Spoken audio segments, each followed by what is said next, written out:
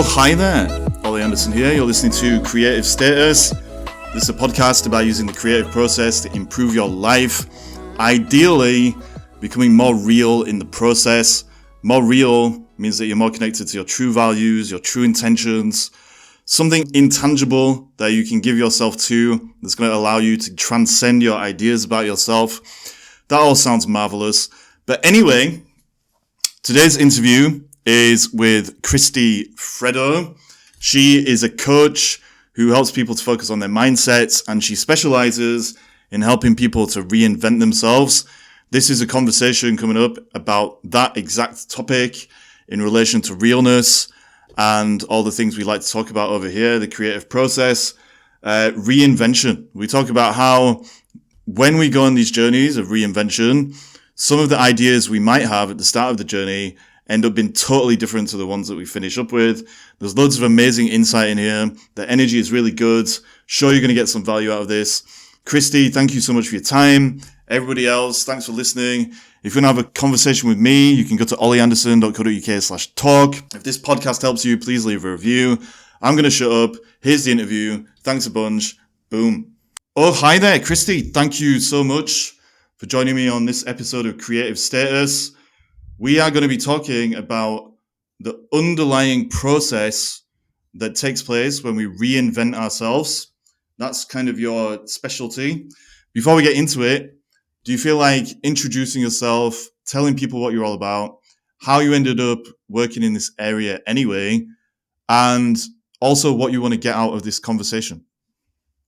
Absolutely. Thank you so much for having me. I am super excited to be here. I love everything that your podcast is about. It's very aligned with the work that I do. So I'm a transformational life coach. And what that means is I work with people and help them break down their lives and see where they're in alignment with their authentic selves and their core values, and then rebuild a life that is congruent with that they will love. I got into this because I had a transformation of my own that I actually never told anybody about for over a decade. Wow. And am now telling that story in hopes of helping other people. Wow.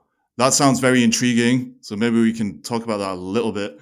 But before we do, what do you want to get out of this conversation? Like, what's going to make this a good conversation for you personally? Well, I would love to be able to talk about the concept of reinvention overall. As I said, I reinvented myself and really love my life now after being miserable for so many years. So I'd love to be able to help people do that. And I would love to be able to talk a little bit about finding the authentic self, because I feel that we live in a culture and society that does not allow us to live our authentic self easily. And yes. I feel like that is the key to everything, to being happy.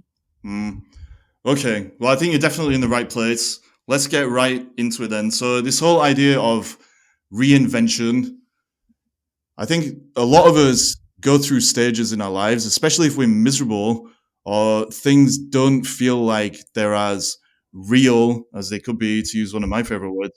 We reach a point where we think, right, basically it's now or never. I have to change my life. I have to become a different version of myself. Otherwise, I'm just going to keep feeling this friction, frustration, and misery forever.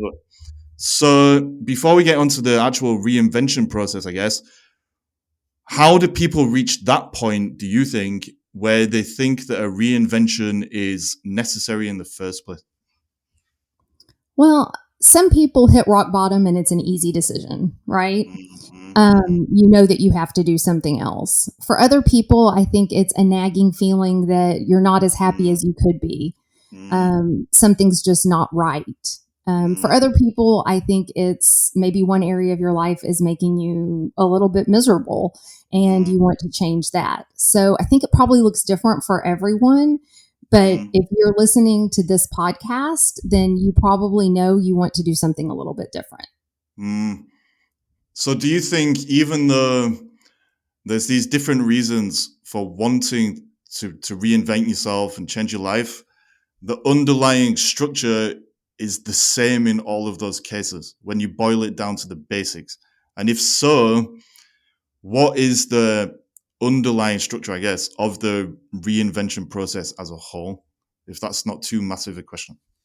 I think it all goes back to being in alignment with your authentic self, with authenticity, with those Mm, core values. If you're mm, in a job that you really don't feel aligned with, that you're not feeling fulfilled with, for example, it could mm, be that it's a job that focuses on things that are not aligned with your core values. It could be about making a mm, lot of money, and that's not what mm, you're really about, but you got into it because that mm, particular career, maybe being an accountant or whatever it is that you do, being a lawyer is something that your parents told you would be a great mm, career and it would be stable.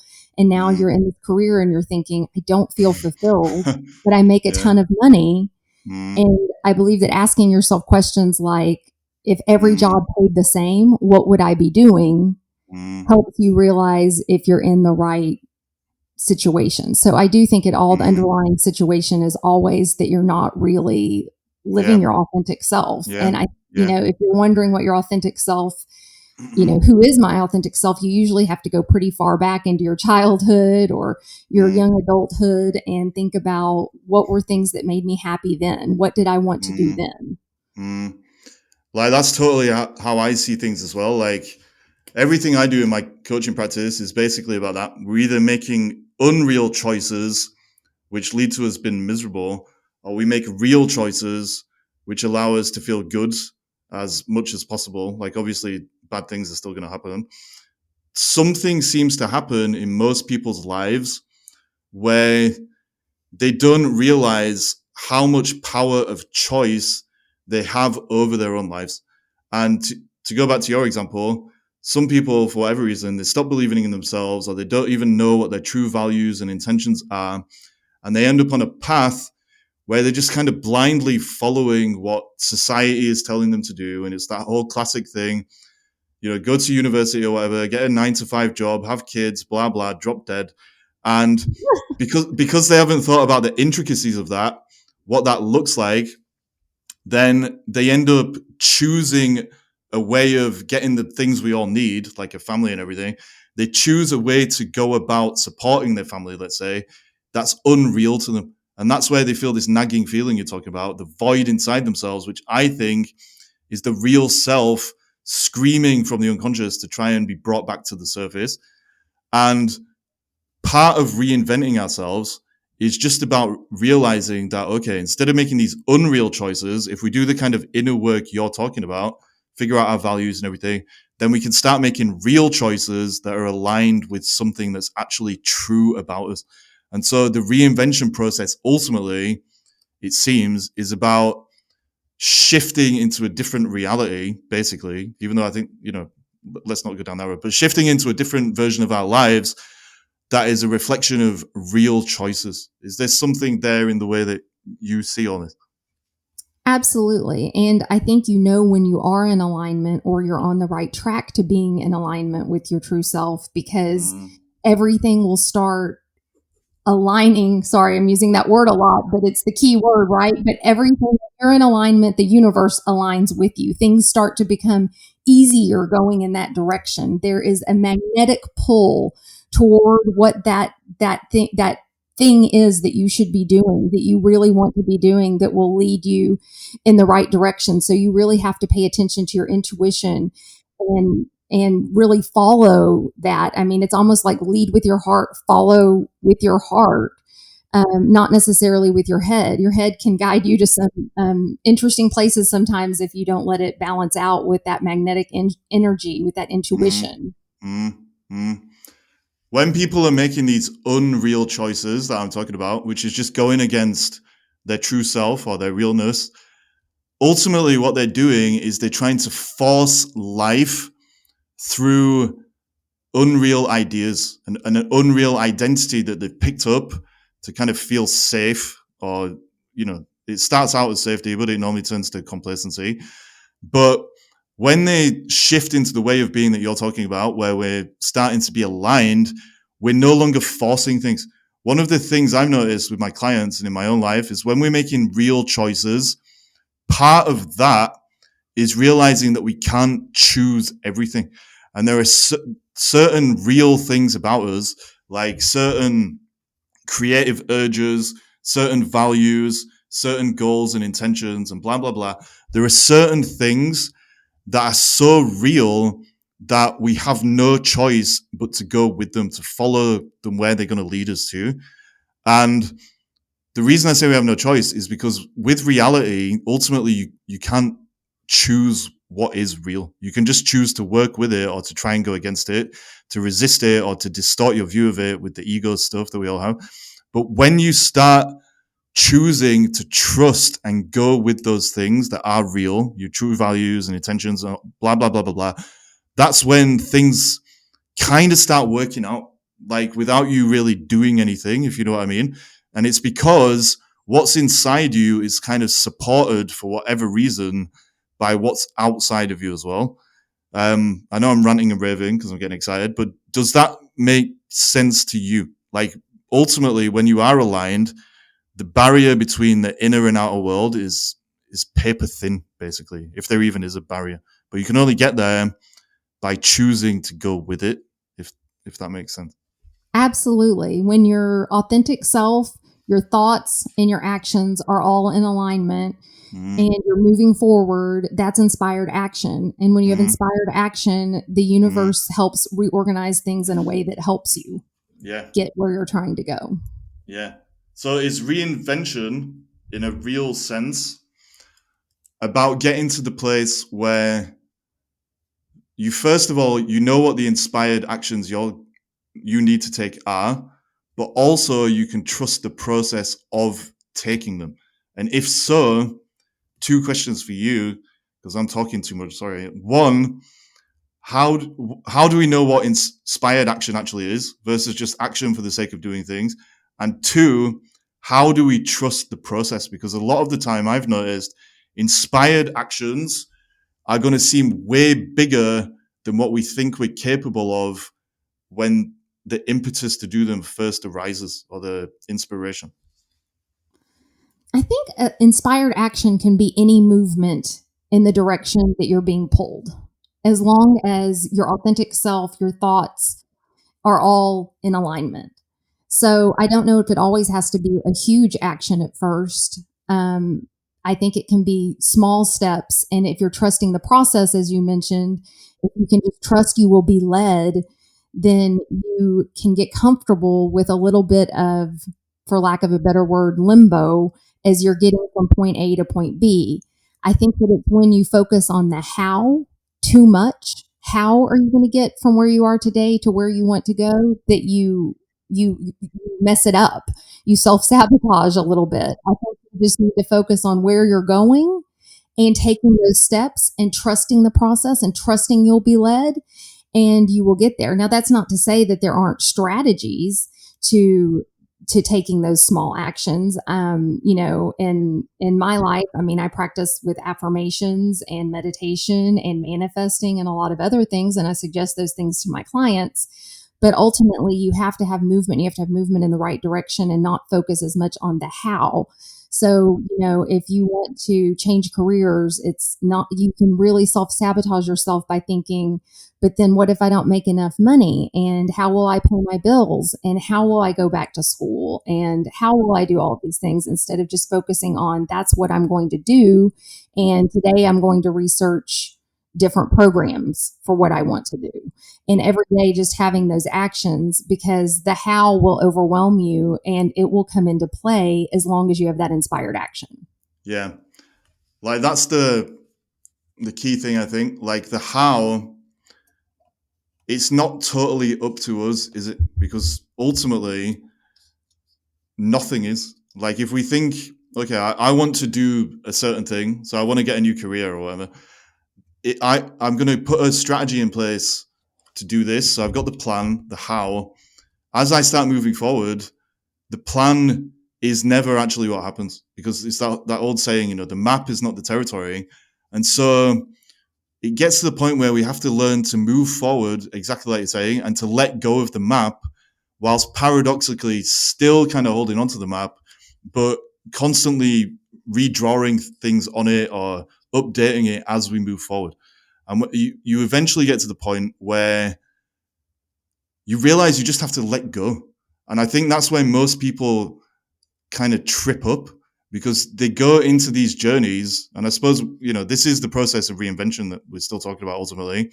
We say, okay, my life now is not what I want it to be. If I get this new career or whatever, then everything's going to be fine. So I now have to close the gap between where I am now in this job that I've found myself in because of unreal choices to where I want to be, which is a career aligned with my real choices. I want to close that gap, but there's the niggling new reality that not all of the things that are going to happen on that journey are under my control. And I think maybe I'm making it too complicated, right? But at the start of these journeys where we want to change our lives, we can be in a very controlling place because we're like, right, I've woken up, I've raised awareness, I realize this is not the life that I want. So now I'm going to try and control everything in order to change it. But as we traverse the territory to actually change, there's that element of surrender or letting go and, trusting the process, like we keep saying. How can we work with that? The need to change our lives and control things, but at the same time to give up control in order to get where we actually want to be. Do you see what I'm saying? Yes. It's not an easy thing for any of us to do, right? And that's not what we were taught to do growing up. It was make a plan, put steps in place. And I'm not saying you shouldn't have a plan and you shouldn't have steps, but they're going to change along the way. As you said, the map, you're going to redraw it. And a lot of times where you want to go, where your final destination is in your mind, your ideal destination, it's going to change too along the way. And usually I've found is going to be something better than you originally even imagined. So if you can just really trust the process, you can get to places better than you even ever imagined. So this idea of trust is something that just always comes up on this podcast, because when you get to the fundamental level of how we relate to life itself or reality or whatever you want to call it, the only way you can have a successful relationship with it is to trust. So I guess the question is, when I say that, what are we actually trusting? Like, where does that trust go? Like, where does it come from? How can we do it? Because I totally agree with everything they say. Like, I live in the same way. But when I try and explain this to people, you just need to trust. Like, it is very counterintuitive, like you've said. Like, our whole lives have been conditioned not to trust and to take life into our own hands. So I guess what I'm saying is, what are some methods you've learned to help people trust in this way? So I think one of the first things is you have to just consciously say, I'm giving this up to the universe. I trust that I will be led, or I'm giving it up to my higher power, or whatever it is that is your paradigm of thinking. And then one of the tools that can be very helpful is manifesting within the world of meditation. That's a tongue twister. But if you can really spend time in meditation, manifesting and thinking about that future destination, that future you, what you're doing, how you feel, what you're wearing, what things look like in your new world. And you can find peace in knowing you're going to be there because you can see it and you can feel it in a daily meditation. And you have affirmations about it that maybe you're saying every day. And from that piece of knowing that you are going to get there, it's a little bit easier to let go of the how, because you can feel it and you can feel that energy drawing you toward where you want to go.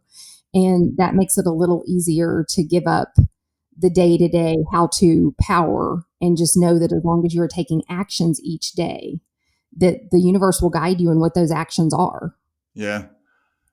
I love what you said about meditation. Like, I've found that as well. Like, when you go deep into meditation, you ultimately find yourself in a very, very real place where to keep it simple, I guess, to keep it brief, you're connected to wholeness. And I think that's ultimately what this all boils down to. We're either living life in a way where we think we're fragmented and disconnected from everything, in which case we end up making those unreal choices we were talking about, or we have a taste and experience of wholeness inside ourselves that allows us to connect deeply to life itself and to trust life because we know that that connection is there. But one thing I've noticed with, manifestation and all this kind of stuff, which it does work, I believe.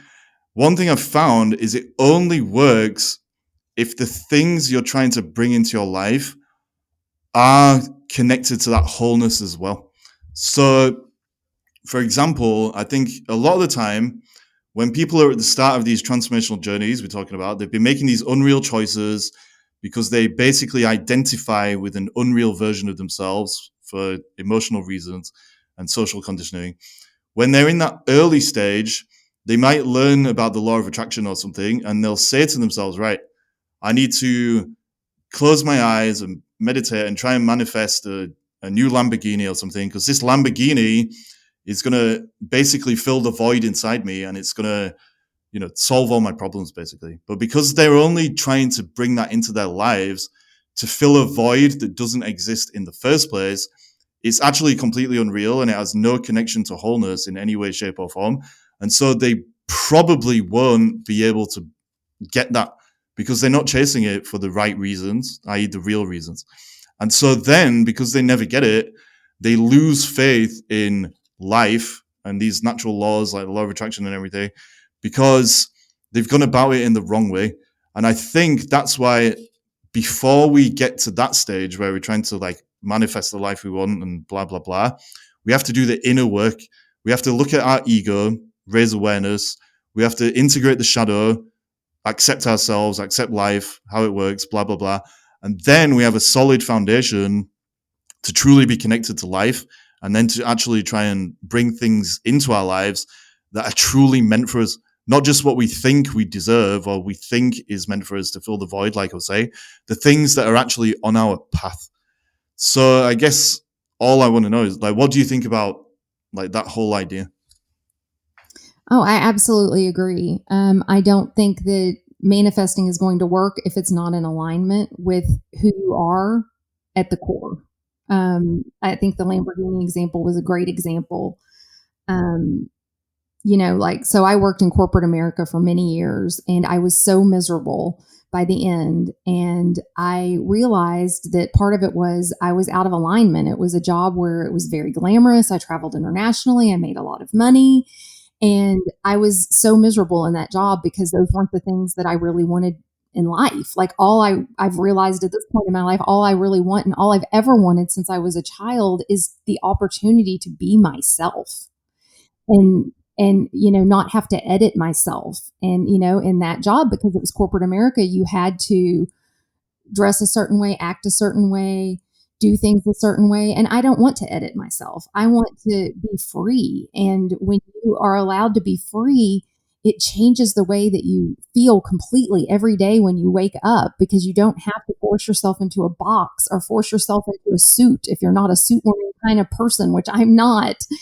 And I'm not anymore. And I mean, I remember when I left that job, it was so amazing. And I got rid of everything that had to do with that job. I gave away over $10,000 worth of suits. I gave away all the jewelry that I had ever bought with the money that I had had from that job. I traded a $2,000 aquamarine and diamond ring for a loaf of homemade zucchini bread from somebody who was admiring it. It was like a bonfire of the vanities, right? And I think that that's sometimes what you have to do to get back into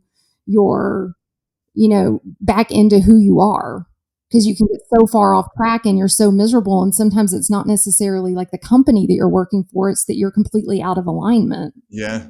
Yeah. What you just said about like all you really wanted since you were a little kid was to just be yourself. That's basically it. Like ultimately, that's all we should want, if we want to use the word should. Like, as long as we've been, it's a total cliche, but as long as we are being true to ourselves, then everything actually does just work out.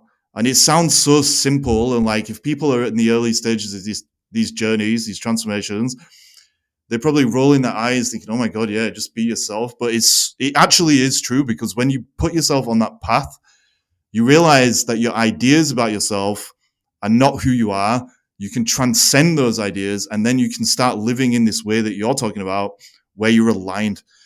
So I just wanted to throw that out there, because it basically is that simple. Like, just be yourself. Like, if you are in that place where you're meditating, trying to manifest, that's ultimately probably the way to get the best results. Try to manifest who you really are, something like that. But anyway, is this a good point in the conversation for you to share your story if you want to? Because I'm assuming it's going to bring a lot of these kind of lessons and things together, but only if you want to. Absolutely. It's about your authentic self, but it's also about once you just get down a path and you're in that day to day and you don't know how to get out, and you need transformation and you need reinvention, and you don't really know how to do that at first. So in 2011, in a span of 6 months, I had that corporate job that I talked about and that was making me miserable. And I was able to get out of that with enough savings to be able to have some time off to reflect and really figure out who I was, what I wanted, why I was so unhappy, what would make me happy. And in a span of 6 months from the day that I left that job, I also realized I was an alcoholic, not just a heavy drinker, got sober, realized I was in an abusive marriage that was really unacceptable, and got out of that abusive marriage. So made those 3 huge changes in 6 months' time, and really had no idea where I was going from there, and spent about a year, which not everybody has the luxury to do that, but I had the savings to be able to do that, and spent that year figuring out, like, who am I really? What do I really want to do with my life? What would make me truly fulfilled and happy? And in 2 years' time from the first decision that I made, which was to leave that job, I had completely reinvented myself. I had become an entrepreneur with a successful business that allowed me to make decisions and do things only in alignment with my core values and my authentic self. From everything that's really small that we've talked about, from being able to wear casual clothes every day, to not having anybody tell me how I have to act, what I can post on Facebook. I've been told before that I should have put on more makeup before a meeting, to look more polished, to not have to deal with those little things, but also to not ever be told again that I had to lay somebody off for reasons I didn't agree with. Not have to deal with the greed of other people, to be able to make decisions based on what I thought was really the right thing for everyone involved. I also had met the man that I would later marry and blend a family with. So had a new relationship that has been wonderful, with a man who I like to laugh and say he's like Ward Cleaver. He's just like the greatest guy ever. He's like something from a TV sitcom from the 50s. He's amazing. And all of those things were done while also getting to be sober for the first time since I was probably 16. So it was quite the reinvention. But the funny part about it was that I started this new life. I moved to a new city, and I never told anybody in my new life. I pretty much cut ties with everyone from the old life and never told anybody while I was going through all this or in the new life about what was happening or what had happened, because I was so ashamed because of the stigma around those things. So I spent the last decade hiding all of those things that went on and feeling ashamed. And then recently, in a moment of quiet, realized those are not things to be ashamed of. Those are victories to be celebrated. Those are the types of things that people need to know about to help destigmatize things and to make people realize these things happen and you can get help and you don't have to sit alone in the shadows and deal with these things, and you can get help. And by being quiet, it was being part of the problem, and I wasn't living my authentic self. And it's so freeing to be able to tell my true story. And I wrote an ebook that talks about the strategies I use to reinvent myself, but it also tells my story. And when my husband read my book, my husband now of 9 years, he was asking me so many questions. He was like, "You really did this? You really went to an outpatient intensive alcohol program? You did these things?" Like, I had no idea, because I just told everybody in my new life, I just don't drink. And, oh, I'm divorced. It just didn't work out. And, I used to have this great job, but, I left to have more, time with my kid, which that part is true. But I kept it all hidden. And that's a terrible way to live, So I'm now trying to tell people, that it's okay to talk about who you really are and what you've really been through. And in fact, it might inspire and help some other people. That's all amazing. Like, thank you for sharing that. And it is a textbook case of the kind of things we've been talking about. So at the start of that journey, you were kind of living a very unreal life. You were trying to uphold a lot of illusions that you bought into about how life is supposed to be and blah, blah, blah. Then you started to wake up. You stepped away from that job. You stepped away from unreal relationships and so on and so forth. And then you got to this final place where you realize you could reclaim even more of your power by sharing the actual truth about your story and what you've been through and, all the lessons you learned along the way. And I think if you hadn't shared or started sharing the story, okay, you would still have reinvented yourself to some extent, but you wouldn't have actually completed the process, because I think the last chapter, shall we say, or the last lesson that we learn on these journeys of reinvention is acceptance. And if you don't share what you've been through, or you feel like you can't because you're judging it or whatever, then you're not accepting who you truly are. And so is there something there? Like, ultimately, one of the best ways for us to reclaim our lives when we're reinventing our lives is to share things. And if so, I suppose, how can people, use that in a kind of practical way to speed up the reinvention process, or to avoid falling into some of those traps that we mentioned where, they are trying to reinvent themselves, but actually they're doing it in such a way where it's their ego, their false identity that is motivating the reinvention. So actually it ends up perpetuating the problem. There's something there, I think, about how sharing, it's not necessarily a shortcut, but it ensures you're on the right path, something like that. Absolutely. And that's the only way you can really be free. And the only way that you can really feel free, which is a very different experience. You're only as sick as your secrets.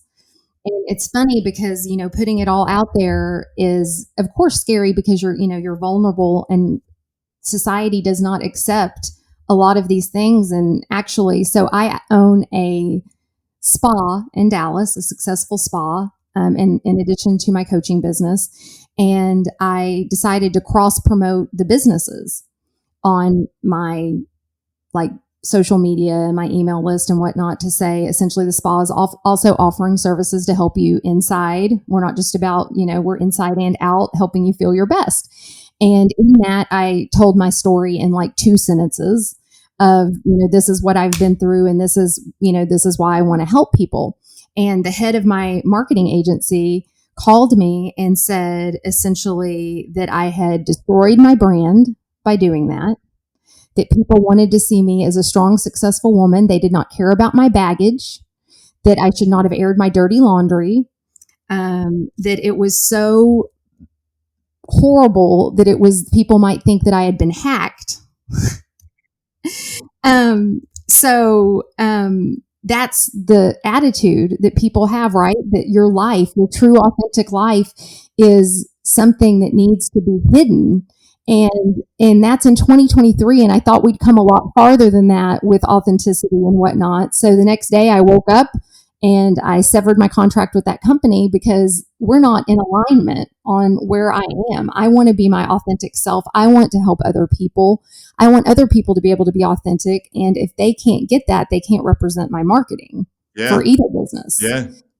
It sounds like, sorry, to some extent, that was probably projection on the part of that person, whoever they were. Probably the only reason they can say that to you is because they're not being authentic with themselves, ultimately. And they're projecting it. Yeah, they're trying to control you so that they can keep hiding from themselves. So they've probably got some secrets of their own. Just out of curiosity, when you started sharing this stuff, did it have a positive impact on your business after all? I don't think it had an effect either way. I just wanted to put it out there for my clients to say, we want to help you in all the aspects of your life. And definitely got some new, some people who were interested in moving forward and talking about those different strategies that you can use to transform your life and whatnot. I don't know if it had a positive impact on my actual spa business, but it didn't have a negative impact either. It wasn't like anybody was like, I can't come here anymore because you have baggage. And just the idea that anybody would think of that as baggage, it's just such a and I get that people think it's baggage, which is why I kept it quiet from everyone, including my husband, for 10 years. But it's just funny when you see it once you've come out and you're living your authentic life and you're being honest and you're free, and somebody says that, you're like, oh, that's so sad. You're trying to put me back in a box and and not let me tell the truth and be a pretender. And I just think that's the society we live in. If you think about social media, when social media was relatively new, I had a counselor who I was telling that I was upset that my corporate job didn't like a post that I had made because it didn't make me look good as a director in that company, and that I felt like that was horrible and an overreach. And she said, a counselor said to me, well, I think Facebook and social media should be for PR. You should be showing who you want people to think you are. And I'm like, my gosh, you're a counselor of all people. You should know the importance of being authentic in every way in your life. So, I mean, you're fighting against that every day in every way. I mean, we tell our kids, when they're nervous about going out to a party or a new school or whatever, just be yourself. Everyone will love you. But that's not really true, is it? I mean, it's not really true. You spend most of your life making the decision between being accepted or being authentic. Yeah. I think when people say be yourself, a lot of the time, the people who are saying that, they're actually not being themselves anyway, because they're basically at the start of these journeys without realizing, these transformational journeys where they're kind of locked inside themselves. And so sometimes when we say be yourself, okay, it's just a nice thing that makes people feel better, but it actually has nothing to do with what you're talking about, which is constantly moving in alignment towards deeper and deeper acceptance of yourself, other people by extension, and life itself. And so there's something really important in everything you're saying, especially this thing about sharing, because ultimately, one thing I found is like when we go through these transformational journeys and we reinvent ourselves, you get to the point where all of the ideas you had about yourself at the start kind of, this slip away like a snake shedding its skin or whatever. And you're left with something that is much more authentic, much more real. But in that realness and authenticity, it's not about just you as an individual. It's about your connection to others. Like ultimately you transcend your ideas of yourself as an independent thing so that you realize you're interdependent. And because you've done this inner work and everything, you have more to give other people, and then you can connect to them more on a deeper level. But if you add sharing to that, sharing is ultimately a gift. Because if you get to the point you're now at where you can have ownership over your story without it just being about the highlight reel or any of that stuff, you have ownership. That means you're giving people permission, not that they need it, but they kind of do if they're stuck inside themselves. You're giving them permission, or you're leading the way for them to take ownership over their own lives as well. And I think if there's resistance to you sharing things that seem a bit dark or a bit too rough around the edges or whatever it is, it shows that there's room for people to grow, like I kind of said about the projection and everything. So can we say that, to kind of summarize this whole conversation, we started off just talking about reinvention and transformation, but ultimately we all need to get to that place where we own our story and we can share it. And ideally that's going to allow other people, if they need to reinvent themselves too, or something. Absolutely. I mean, and your experiences and your life is a part of who you are. And if you are hiding that, you're only sick as your secrets. I don't know. I mean, I don't think you can really be your authentic self and be in alignment with your authentic self if you're hiding parts of who you are. Because I mean, when you're telling people, oh, I just don't drink, people in my family drink a lot, and I just thought it was better if I don't drink. I mean, I'm telling a full lie. That's not why I don't drink. I mean, that's true, but it's not. And that's how I justified it, was there was truth in it, but I'm not being my authentic self. And what does that say to the people in there who are thinking, in that, at that party, that are thinking they have a drinking problem and that they maybe would like to get help and whatnot, like by telling people, oh, I'm an alcoholic, I don't drink. Then maybe those people can think, well, she seems like a successful, normal, happy person. Maybe if I don't drink, I could still be a successful, happy, normal person. And maybe I could actually call her and ask her, about that experience and talk to her and get help for myself. Yeah. Like, I think that's the realist way to share. Like, you're sharing in a way that it can help others if they want it. I think sometimes there is a bit of a trap. Like, we can share things, but we're doing it in a way that it allows us to kind of lapse into a victim mentality, or to reinforce our own ego stuff, or to keep hiding, or whatever. We're sharing a story, but we're doing it to get attention or something, rather than just to share, to just actually connect to people on a deep level. Like, is there something there about how do you fine tune your sharing ability so you are doing it in that realest possible way?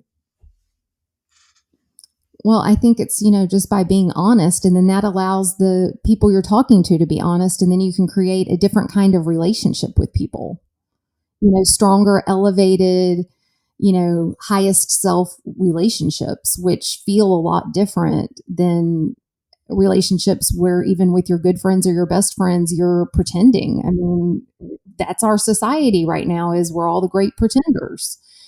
And if you can't really have a very deep relationship if you're holding back and not telling the secrets of your life and the reality of your life, and you're just telling everybody, oh, it's great, and oh, my daughter just went to homecoming, and everything's so fantastic, and she made all A's and whatever. Well, did I also tell them about the fact that she had some mental health issues that she struggled with and overcame? Because that might be super helpful for people who also are hiding the fact they have a kiddo with mental health issues that they're trying to overcome. Yeah. And this comes back to what you said about your secrets will make you sick. And the reason that is true is because the only reason you wouldn't be honest is because you're not in alignment. That's why the sharing thing brings this whole conversation full circle in a way, because you can only share something real if you've done that work you were talking about to be in alignment in the first place. So we've been talking a long time. It's gone quick. I always end up saying that. But how would you sum up this conversation? Like, have you got any final words of wisdom to kind of, knock this out of the park or whatever? And can you tell people where they can download your ebook or get a copy of it and all your other contact information that you want to share? Absolutely. I think that if I could leave people with any one thing, it's, don't be ashamed of anything in your life. Don't hide anything in your life. Don't stay on a path because it's the path that you've been on. It's never too late to reinvent yourself. It's never too late to make a change. Don't double down on a bad decision just because you've been doing it for a while. And that brings me actually to what I have as a giveaway for everybody who's listening today, which is called the Reinvention Roadmap, which is really a guided journey of everything we've talked about today that leads you through self-reflection to think about where you're in alignment with yourself and your true self, and where you're not, and where you're happy in your life and where you're not, and where you might want to go and start taking action to go in that direction.